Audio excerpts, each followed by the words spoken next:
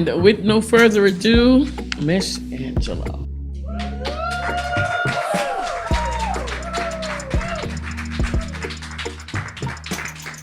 Today I'm completing 1 year here giving talk. Woohoo! Yay! So it's all about the power of imagination, and we are going to see how we can use that power to fast track our own evolution. So according to Charles Fillmore, imagination is a faculty used to shape reality. In other words, we can use that faculty to begin to shape the reality that we want to create. And he goes on to say, whatever man pictures clearly in his mind, that he will eventually externalize in his lives. So we have to be very careful at what is that we are picturing in our lives, because our vision, our thoughts, and our feelings, they are powerful. So how many of you have catch yourself imagining how next time you meet someone that you are in conflict with, you're gonna set the record straight. You're gonna go to them and you're gonna tell them how you're right and how they're wrong, and right? Sometimes we use the power of imagination to create conflict in our head. And the law says if you do that, guess what? You're going to be in conflict with that person. Same thing, if I'm thinking of drama, oh my God, my life is a mess and it's that person's fault, and I'm gonna do something about it. What am I doing? I'm creating drama in my life, in my head. I'm going to externalize it. And how about when we begin to use the power of our imagination to imagine what could go wrong? Has anybody done that? I mean, I used to be a master of that. I used to have like 3 worst case scenario movies in my head. And if this goes wrong, then I'm going to go here, and then I'm going to go here. And we don't realize that when we do that, we are actually attracting those very things that we don't want to come into our lives. So the first step is to recognize how powerful our imagination is and begin to consciously avoid imagining that which we don't want to create, and purposefully begin to create an image that we want to attract in our lives. I don't know if you pay attention to the quote in the beginning. It says that, according to Matthews, if you pray believing that you have received it, then it will be yours. But the most difficult that people have is like, how can I pray believing something with the evidences of the 5 physical senses tell me I don't have it? So that's where people find difficult. Am I supposed to fool myself? How I'm going to affirm or believe that I am abundant when my bank account is 0, right? How can I affirm that I'm whole, healthy, and complete when I am in physical pain?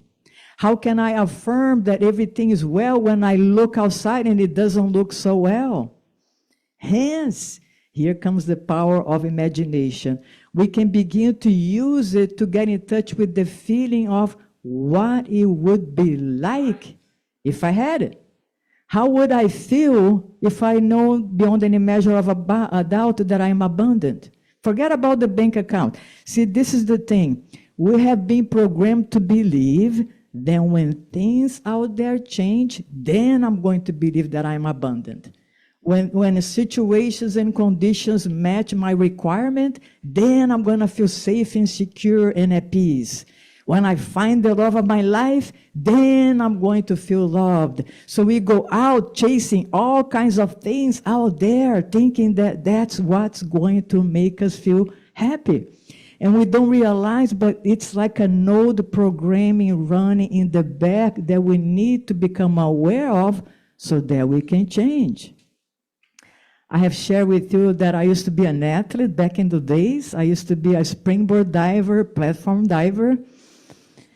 And most athletes, we look up to the best in our field. Back in the days was Greg Louganis. Have you anybody familiar? He was the best of the best diver ever. And as an athlete, we look up to those figures and we think, well, if I could just be just like him, I would be so happy, I would be fulfilled, life would be amazing. And we have this engine pushing us to be just like the best of the best, thinking that when we get there, we're going to be fulfilled. And I remember once he quit the sports, he ended up writing a book, which was a biography, and he would begin to describe his inner state of being, even though he was number 1, 3 times Olympic champion, I don't know how many times American champion. He was the one that you look up to. And when you look at his biography, he wasn't feeling good inside.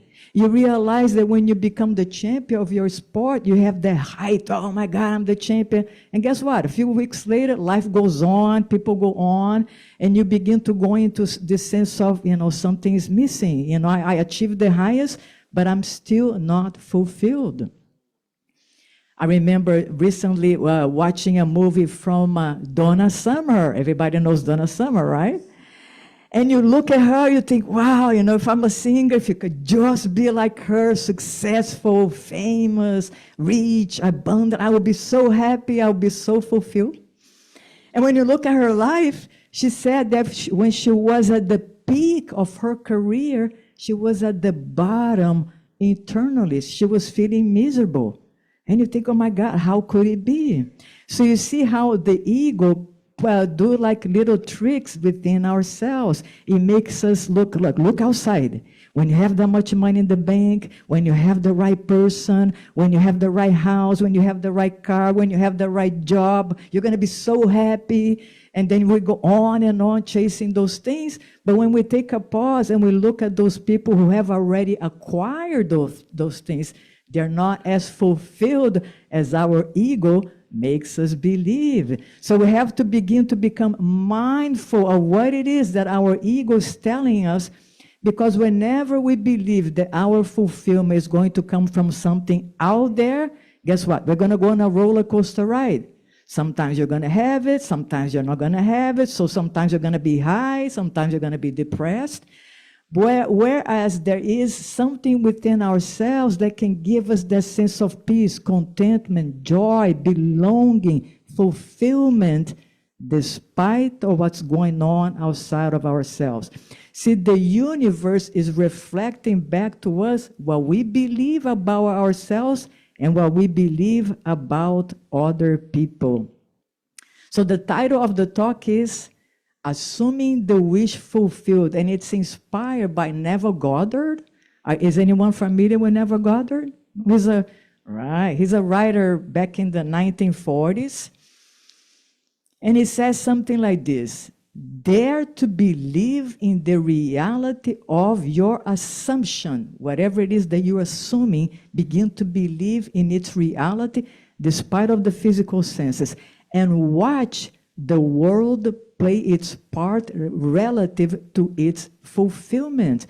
So here it is. We begin to use the power of our imagination to get in touch with assuming that the wish has taken place, whatever that is. How would I feel? What would I be doing? What would be my belief? So it's like a game we play. Now, here's the key. It requires consistency and the continuous practice of it. If I practice 1, 2, and 3 times, I had this vision, but look, it didn't come to pass. It may work for them, but it doesn't work for me.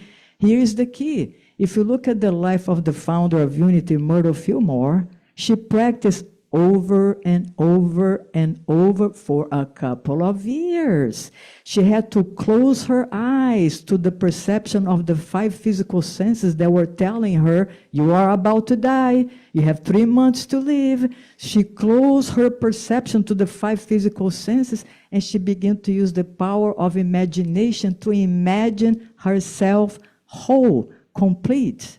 Now, she didn't do it once or twice. She did it over and over again for 2 years until she attained complete healing. So just doing it for a couple of weeks, it will not make the difference. It's the continuous practice of it that will cause everything to change. Because I remember Joe Dispenza said, when you have a thought continuously, all of a sudden, that thought becomes crystallized into a belief. And the universe responds to our belief. So don't wait until the world changes in order for you to believe that you are whole, that you are complete, that you are divine. Close your eyes to the appearance of the 5 physical senses and begin to practice believing that you are already whole, that you are already complete, that God is with you, and greater is that which is in you than that which is in the world. The universe responds to your belief. So it's not, we have been conditioned to believe that it's the other way around. I'm going to believe I'm abundant when my bank account is full. It's the opposite. The opposite is true. Now, we need to reach a point of transition in our lives in which we will stop chasing and the fulfillment of the voice of the ego and learn how to listen to the voice of wisdom within ourselves. So according to the book, The Way of Mastery, anybody familiar with The Way of Mastery? Hey, I've been doing a book club in my friends here, Marcia's house, for 5 years into the study of The Way of Mastery, which is very similar to A Course in Miracles, and it gives us a window into the Christ consciousness, what it's like being there. And according to the book, it says, your happiness is found in choosing to restore your perfect alignment with only the voice of God. So our happiness is not in chasing the desires of the ego, but learning how to restore our alignment with the voice of God within ourselves. So there has to be a turning point in which we say, you know what? Let me stop chasing things outside. Let me stop looking for my ideal partner. Let me stop trying to get my bank account to go up.